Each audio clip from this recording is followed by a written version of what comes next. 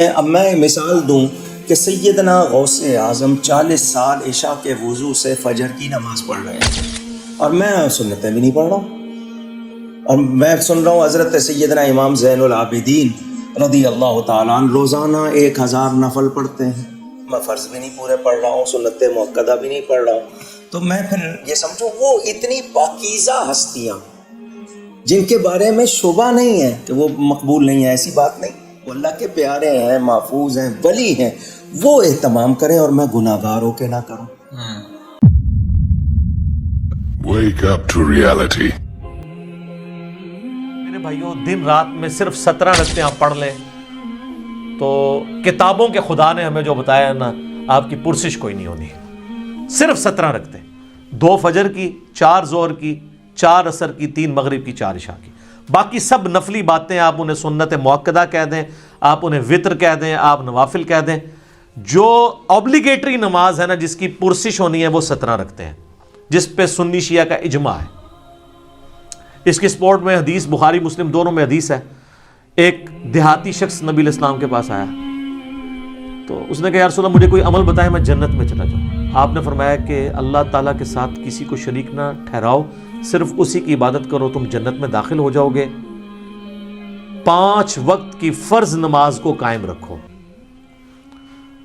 فرض زکوٰۃ ادا کرو اور فرض روزے رکھو۔ حج اس وقت تک فرض نہیں ہوا تھا۔ یہ 4 باتیں آپ نے ارشاد فرمائی۔ شرک نہیں کرنا، شرک پہلی چیز ہے بھائی جی جس تو بچنا ہے۔ اس کے بعد نماز، فرض زکوٰۃ اور فرض روزے۔ تو اس نے کہا یا رسول اللہ صلی اللہ علیہ وسلم نہ میں اس میں کوئی زیادہ کروں گا نہ اس میں کوئی کمی کروں گا، یعنی میں نے سے زیادہ بھی نہیں پڑھنی، کم بھی نہیں پڑھوں گا۔ اور یہ بات کہتا ہوا وہاں سے نکل گیا۔ نبی علیہ السلام فرمایا کسی نے جنتی کو دیکھنا ہے اس شخص کو دیکھ لے۔ اچھا، اسی کو سپورٹیو ایک اور طریق ہے بخاری اور مسلم میں، وہ بھی بخاری مسلم دونوں میں ہے، کہ ایک اس طرح نجد کا رہنے والا ایک پینڈو شخص جو پرانگدہ حالت تھی جس کی حضور کے پاس آیا، تو وہ اسی لیے آیا کہ اللہ کے نبی علیہ السلام کے اوپر ایمان لے کر آئے۔ تو اس نے پوچھا یا رسول اللہ صلی اللہ علیہ وسلم بتائیں اسلام کیا ہے؟ تو آپ نے فرمایا اسلام یہ ہے کہ تم 5 وقت کی فرض نماز کو قائم رکھو۔ اس نے کہا یا رسول اللہ فرض کے علاوہ بھی ہے کچھ؟ فرمایا ہاں نفل ہیں، وہ تمہاری مرضی، اگر پڑھنا چاہو تو پڑھ لو، نہیں پڑھنا چاہتے نہ پڑھو۔ اور یاد رکھیے گا احادیث میں سنت کی ٹرم یوز نہیں ہوتی ہے، یہ محدثین کی ٹرم ہے۔ سنتیں جو ہم مؤکدہ پڑھتے ہیں ان کو بھی نفل کہا جاتا ہے۔ نفل ان کہا جاتا ہے اضافی نماز، انفال مال غنیمت، اضافی مال، نفل کا مطلب اضافی چیز ہے۔ پھر نبی علیہ السلام نے فرمایا کہ فرض زکوٰۃ ادا کرو۔ اس نے کہا رسول اللہ فرض زکوٰۃ وہ جو 2.5% ہے، اس کے علاوہ فرمایا اس کے علاوہ نفلی صدقات وہ تمہاری مرضی کر لو، نہیں کرنا چاہتے نہ کرو۔ پھر آپ فرمایا فرض روزے رکھو رمضان کے۔ کہا رسول اللہ اور روزے؟ فرمایا وہ نفلی روزے ہیں تمہاری مرضی، منڈے کا، تھرسڈے کا، ایام 20 کے روزے جو بھی ہیں وہ رکھنا چاہو تمہاری مرضی ہے، لیکن فرض یہی ہے۔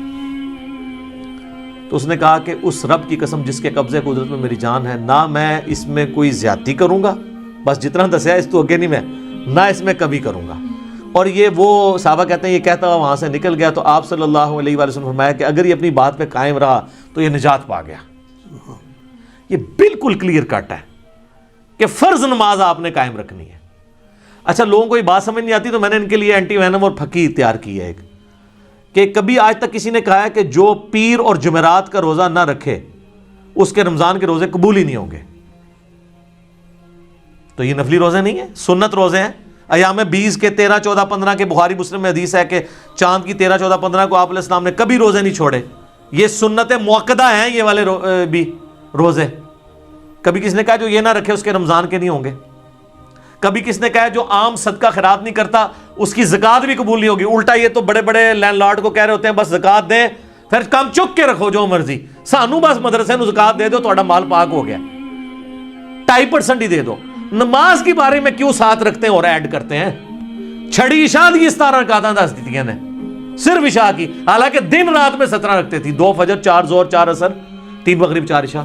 انہوں نے کتنا ظلم کیا اور لوگوں نے نماز پڑھنی چھوڑ دی اس کی وجہ سے۔ الحمدللہ ہماری ویڈیوز کی برکت سے ہزاروں لوگوں نے نماز شروع کی ہے جب ان کو یہ ثانی پتہ چلی کہ یار اصل نماز تو یہ ہے جس کا سوال ہونا ہے۔ پھر دوسری سہولت ہم نے دے دی نماز جمع کرنے والی کہ بھئی مسلم شریف میں اوپر تلے 10 احادیث ہیں 1629 سے آن ورڈ کہ اللہ کے نبی علیہ السلام نے بغیر خوف کے، بغیر بارش کے اور مدینہ شریف میں بغیر سفر کے ظہر اثر کی نماز جمع کی اور مغرب اور عشاء کی.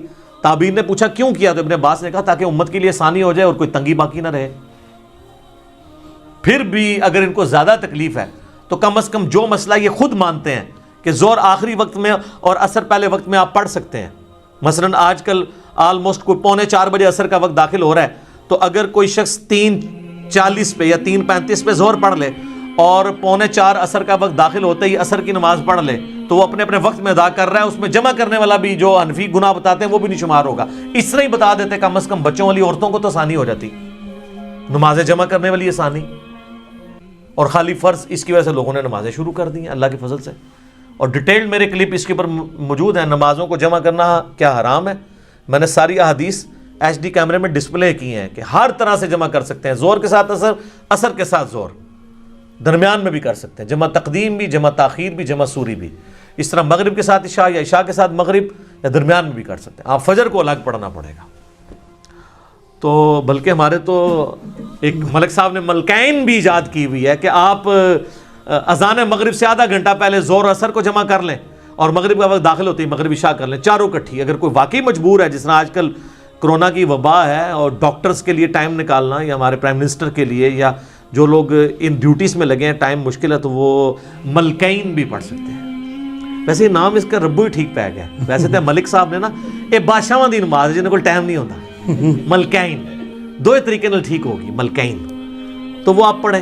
لیکن میں ایک انصاف کروں، ابو داؤد میں ایک حدیث ہے کہ نبی علیہ السلام فرمایا قیامت والے دن اگر کسی شخص کے فرضوں میں کمی نکلی تو اللہ تعالیٰ فرشتوں سے کہے گا کہ اگر اس کی کوئی نفلی عبادت ہے نا تو وہ فرضوں کی جگہ تول لو. سنت نہیں، نفلی. یہاں سے بھی پتہ چلے گا کہ سنت کو نفلی کہا جاتا ہے ٹرم میں، حدیث کی ٹرم میں. تو سنت مؤکدہ اگر آپ پڑھنا چاہتے ہیں ضرور پڑھیں، یہ آپ کو فائدہ ہی پہنچائیں گے. اور کئی لوگوں نے فرض شروع کیا، آہستہ آہستہ خود بخود سنت کے اوپر آ گئے. لیکن شروع میں آپ لوگوں کو تکلیف میں ڈالیں گے نا تو یہ آپ زیادتی کر رہے ہیں. وہ بخاری مسلم میں حدیث ہے کہ نبی علیہ السلام فرمایا جو فرض کے علاوہ 12 رکعتیں پڑھ لے اسے جنت میں محل ملے گا. 4 ظہر سے پہلے، 2 ظہر کے بعد، 2 مغرب کے بعد، 2 عشاء کے بعد اور 2 فجر سے پہلے. اس کے اوپر میرے علیحدہ سے کلپ موجود ہیں. اور باقی وطر جو ہے وہ یعنی سنت مؤکدہ وہ بھی ہے.